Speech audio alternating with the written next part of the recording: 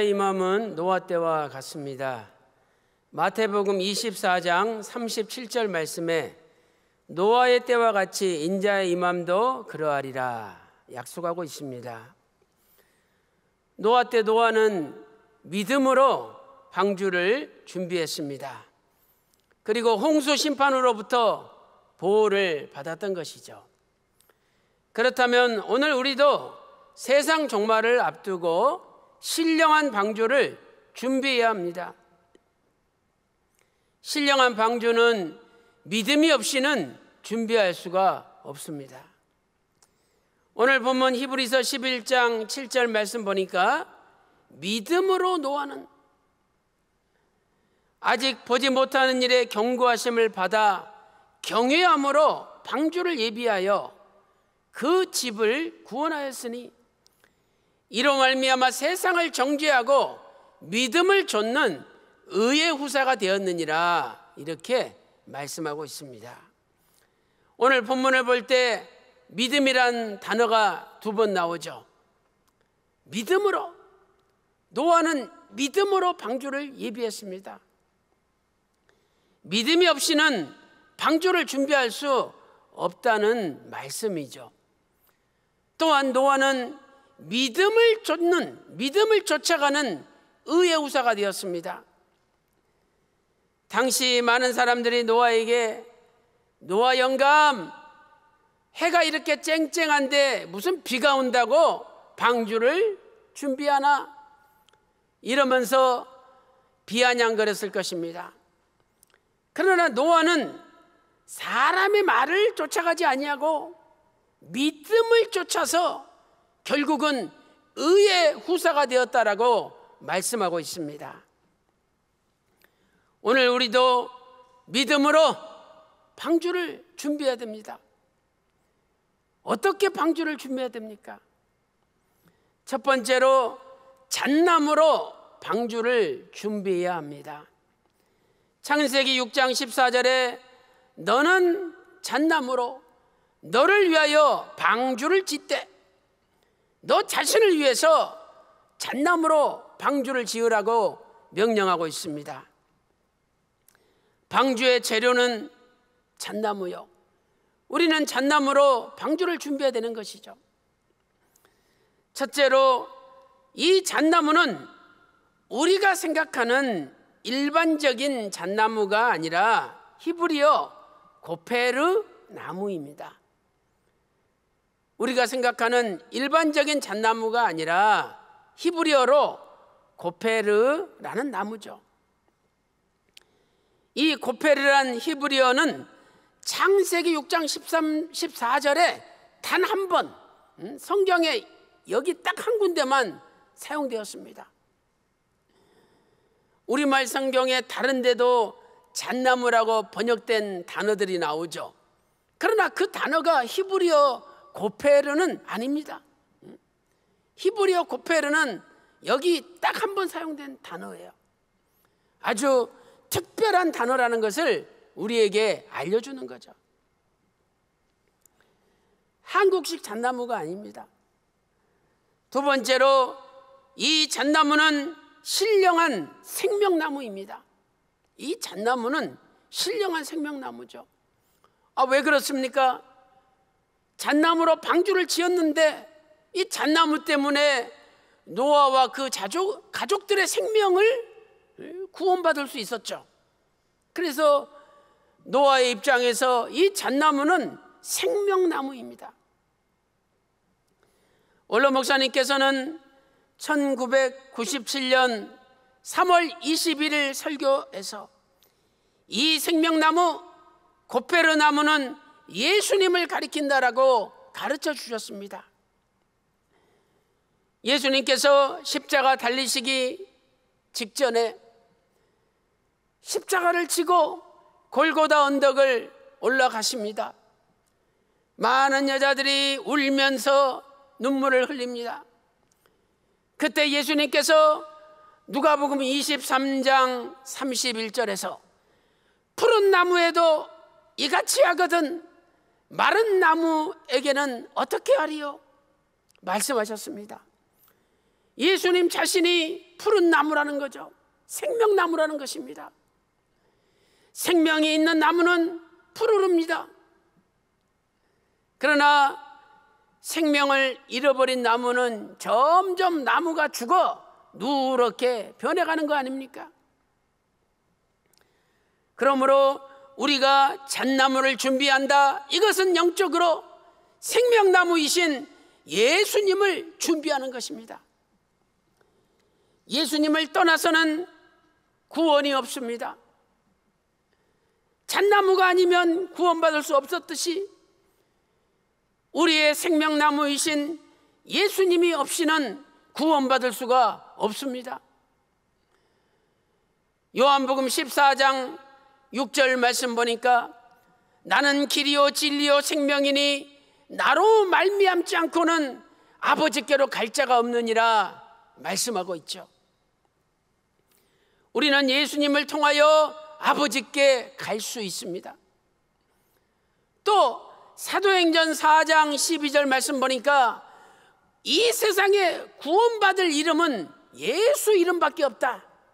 사도행전 4장 12절에 말씀하고 있습니다.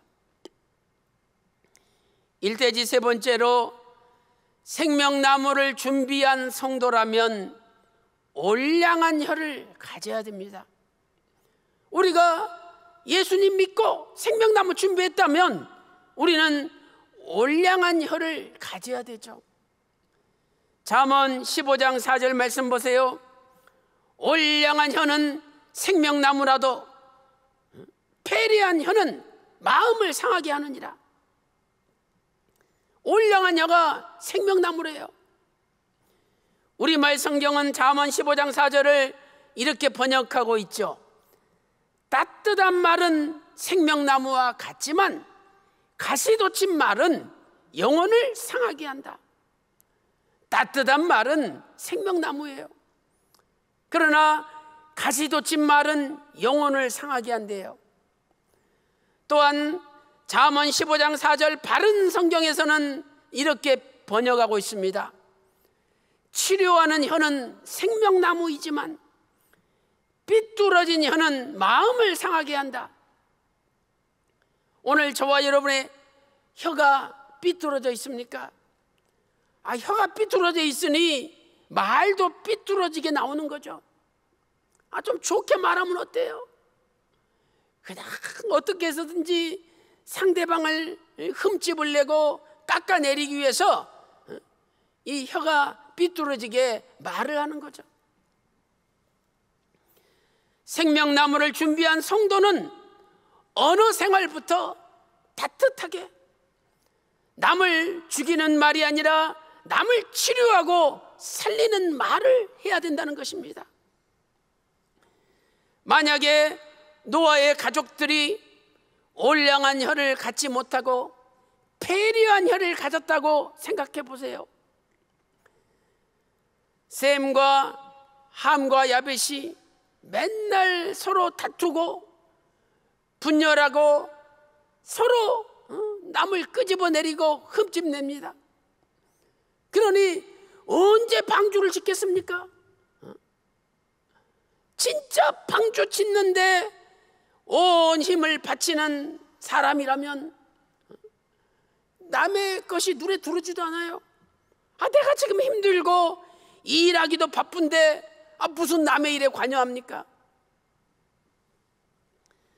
노아의 가족의 소망은 방주 완성이었습니다. 그들은 오직 방주 완성에 집중해서 인생을 바쳤습니다. 오늘 저와 여러분은 무엇에 집중하고 있습니까?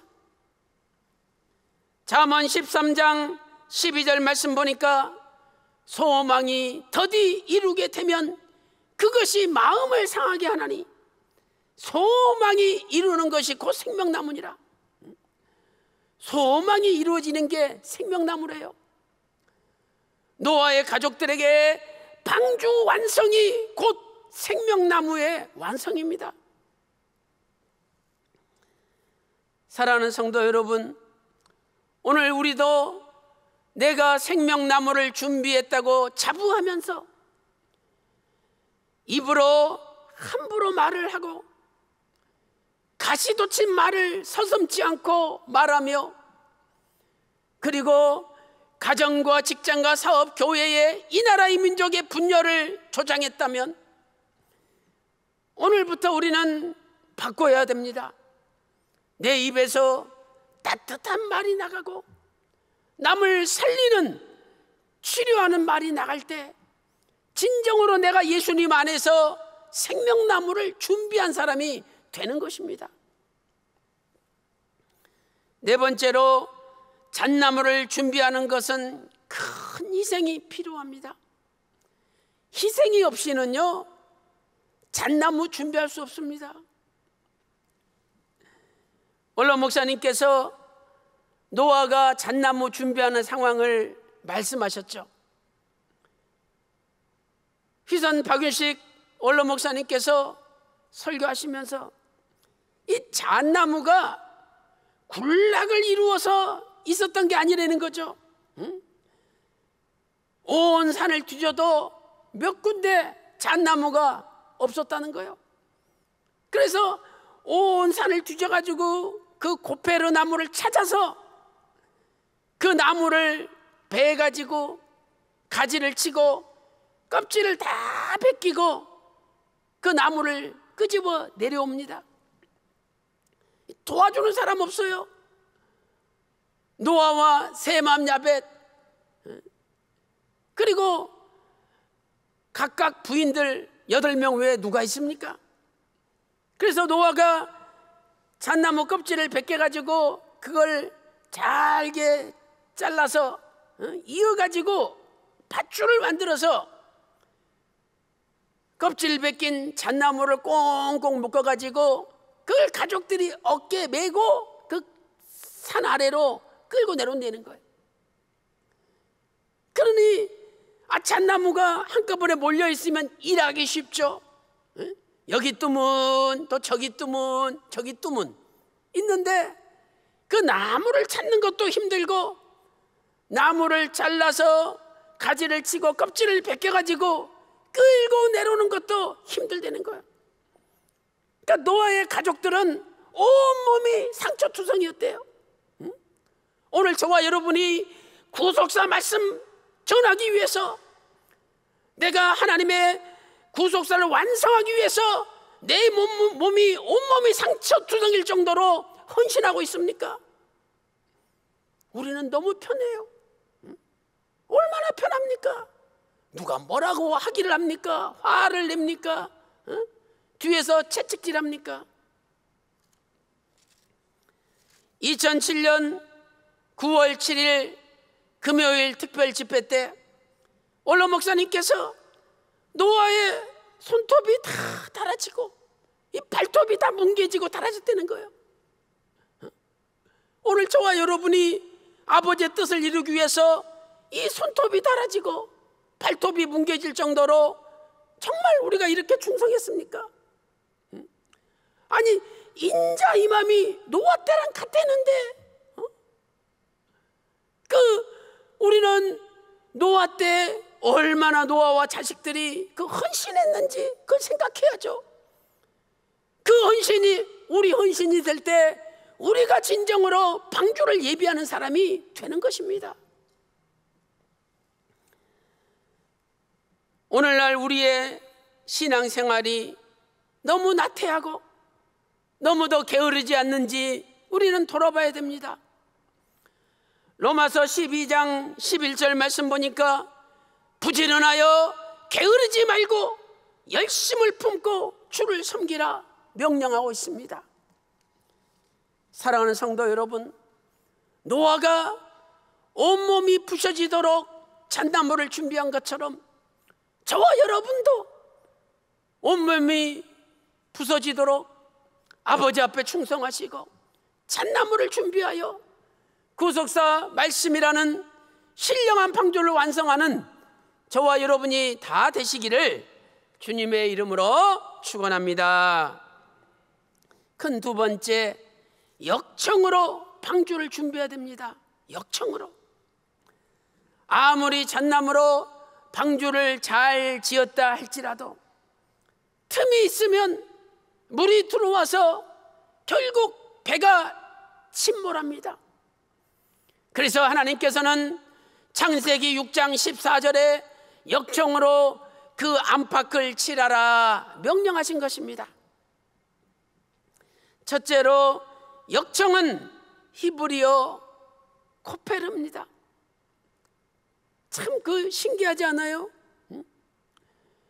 잣나무가 히브리어로 고페르인데, 고페르, 이 역청은 또 히브리어로 코페르예요. 너무 비슷합니다. 역청은 오늘날 아스팔트 재료로 사용되는 것으로 시커멓고 끈적끈적한 액체죠. 물이 들어오지 못하도록 방수용으로 사용됩니다. 그런데 그 당시에 그렇게 끈적끈적한 액체 골타르가 있으면 얼마나 좋습니까? 원로 목사님 표현에 따르면 그 산에서 이 역청 코페르가 아주 단단하게 고체로 묻혀 있는 곳이 있어요. 그러면 거기를 찾아서 그걸 다 깨가지고 가지고 와서 뜨거운 불에다가 펄펄 끓여가지고 이게 거품 내면서 액체가 되면 그것을 이 잣나무 사이에 발랐다는 거죠. 오늘날이야 무슨 두꺼운 장갑이 있고 뜨겁지 않은 장갑이 있어서 그냥 떠가지고 바르면 쉽겠죠. 그 당시에 무슨 도구가 있습니까? 그 뜨거운 역청을 방주에 칠할 때 얼마나 어렵겠느냐 한번 우리가 생각해 봐야죠. 두 번째로 역청은 영적으로 예수님의 십자가 피를 나타냅니다. 이 역청은 영적으로 예수님의 십자가 피를 나타내죠. 코페르, 카파르라는 히브리어 덮다라는 뜻을 가진 카파르에서 유래가 되었습니다. 이 카파르란 단어는 인간의 죄를 덮어줄 때, 속죄할 때 쓰는 단어예요. 출애굽기 30장 10절에 속죄하되, 이 단어가 카파르입니다. 제물의 피는 인간의 죄를 영원히 살 수 없습니다. 그러나 예수님의 십자가의 피는 만인간의 죄를 영원히 덮어주고 영원히 사합니다. 에베소서 1장 7절에 예수님의 피로 말미암아 구속 죄사함을 받았습니다. 또한 히브리서 9장 12절 말씀 보니까 예수님의 피로 말미암아 영원한 속죄가 이루어졌습니다. 영원한 속죄, 그것도 단번에 속죄가 이루어졌습니다. 실로 십자가의 피는 우리의 과거의 죄와 현재 죄와 미래의 죄까지도 완전히 없애는 신비한 능력을 가지고 있습니다. 이 십자가의 피로 안팎을 칠하면 세상 타락의 물이, 세상 유혹의 물이 침투하지 못하는 것입니다. 세 번째로, 성도는 신앙의 틈이 있어서는 안 됩니다. 에베소서 4장 27절에 마귀로 틈타지 못하게 하라 말씀하고 있죠. 마귀는요, 우리의 신앙의 틈을 노립니다. 조금만 우리가 나태하고 게으르면, 딴 생각 가지고 있으면 금방 그 사이를 뚫고 들어오는 겁니다. 아무리 잣나무로 방주를 멋있게 만들었어도 역청으로 틈을 메꾸지 않으면 결국은 배가 침몰하고 결국은 다 멸망을 당하는 것입니다. 창세기 6장 14절 하반절 말씀 보니까 역청으로 그 안팎을 칠하라. 배 안쪽도 역청으로 칠하고 배 바깥쪽도 안쪽으로 칠해야 됩니다. 역청으로. 마찬가지로 우리 인간도 겉사람이 있고 속사람이 있죠. 우리의 겉사람도 십자가의 피로 칠하고, 또 우리의 속사람도 십자가의 피로 빈틈없이 칠해야 됩니다. 지난 3주 동안 우리 교회 목사님, 전사님, 직원분들이 그 여주 대청소 보수 작업을 했잖아요. 2년 동안 수련회를 못했기 때문에 건물 다 고압보수로 먼지 다 닦고, 또 길바닥 옆에 그 옹벽 전부 다 닦았습니다. 그리고 시온성전에 그 유리 더러워진 것도 고가차를 동원해 가지고 다 닦았죠. 또 건물 주변에 아스팔트 그 깨진 거, 콘크리트 깨진 거 그 놔두면은요 점점 깨져 가지고 그 전체 다시 공사하려면 돈이 엄청나게 들어가요. 그래서 실리콘으로 다 떼웠습니다. 그 떼우면서 불현듯 제 머릿속에 이 생각이 떠오르는 거예요. 어느 날 노아가 방주를 싹 점검하는데 그 위쪽에 이게 틈이 갈라져 가지고 역청이 빈틈이 갈라진 거예요. 세맘 야벳을 불러가지고 야, 이 자식들아, 저거 안 보이냐? 역청 갈라졌으면 떼워야지. 초속으로 물이 들어왔다 다 우리 죽는 거야, 이놈들아. 이러면서 얼마나 뭐라 그러시는지 세맘 야벳이 혼났습니다. 그래가지고 나무 사다리 엮어가지고 길게 올려서 역청 다시 끓여가지고 야야 올려 그래가지고 그 빈틈을 메꾸는 거예요. 그 메꾸면서 세맘 야벳이 야, 아버지는 맨날 저런 것만 쳐다보고 다니신다고. 야, 아버지 시킨 대로 하는 건 너무 힘들어. 아버지는 쉬지도 않으셔. 이러면서 서로 한탄했을 거 아닙니까? 그게 순간 머릿속에 이렇게 지나가요. 야, 그 생각할 때 제 마음속에 야, 세맘 야벳이나 우리나 똑같구나. 우리 모습 보는 것처럼 느껴지더라고요. 얼마나 감사합니까? 때우지 않으면은요 다 그 속에 물이 스며들어가 가지고 안에 공간이 커지는 거예요. 그리고 공간이 커지면 이게 전체적으로 무너집니다. 그러나 한 번 떼어놓으면 5년, 7년, 길게는 10년까지 가요.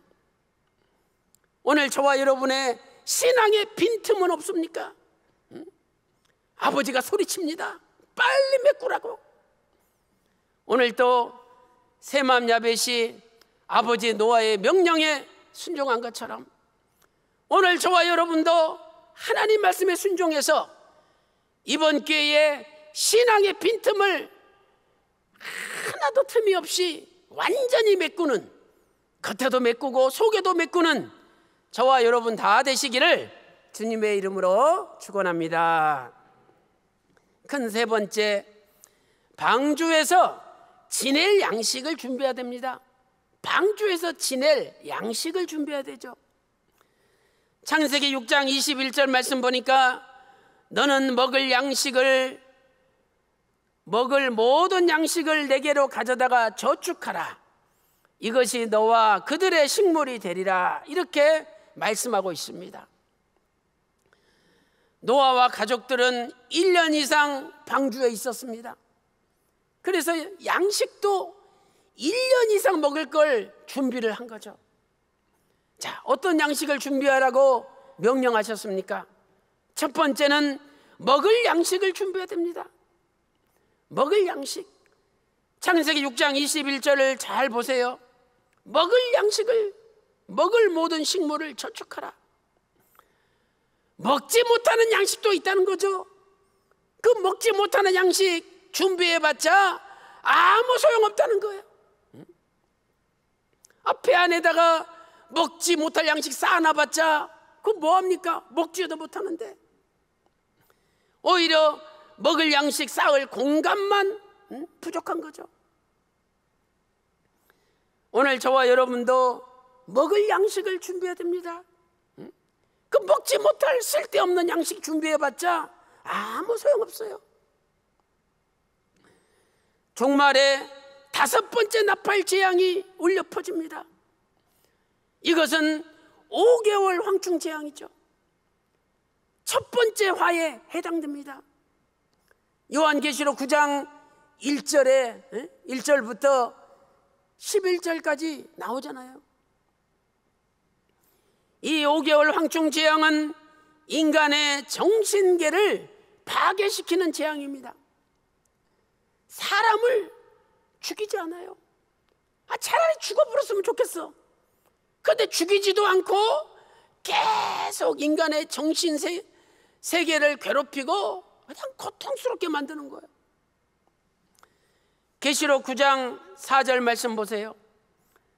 땅에 풀이나 푸른 것이나 각종 수목은 해하지 말고 오직 이마에 하나님의 인 맞지 아니한 사람들만 해하라.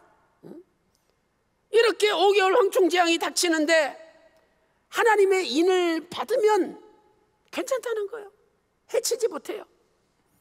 아무리 괴롭혀도 하나도 그 사람한테는 괴로움이 아닌 거예요.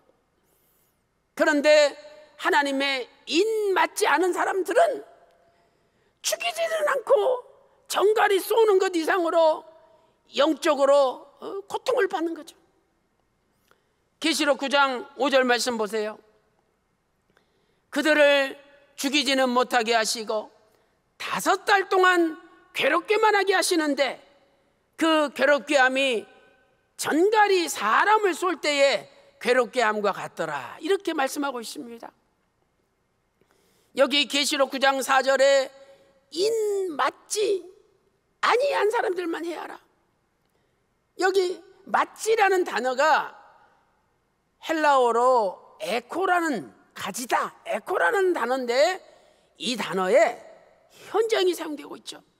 무슨 뜻입니까?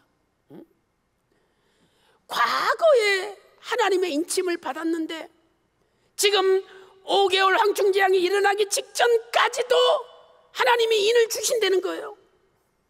그래서 지금 인 받은 사람들을 해치지 말라는 거죠. 우리는 내가 과거에 아버지 인침을 받았다 자부합니다. 그러나 지금 그 인을 여전히 가지고 있습니까? 여전히 그 인을 가지고 있습니까? 여전히 지금 나도 아버지의 인치심을 받고 있다라고 자부하고 있습니까? 과거형이 아닙니다. 현재. 믿음은 현재. 과거에 내가 어땠다? 좋습니다. 지금 어떻습니까? 이게 중요한 거예요.